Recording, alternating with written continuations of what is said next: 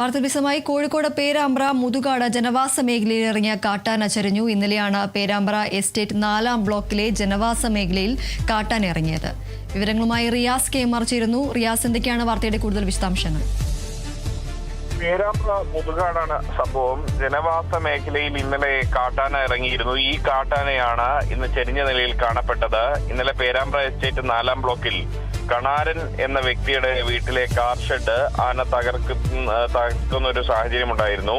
അതിനിടയിൽ ആനയ്ക്ക് ഇരുമ്പ് കമ്പി കുത്തി കയറി ചോര ഒലിച്ചിരുന്നു. ആ ചോര ഒലിച്ചതിനെ തുടർന്ന് ആന ഭയന്ന് ഓടുകയും ചെയ്തു.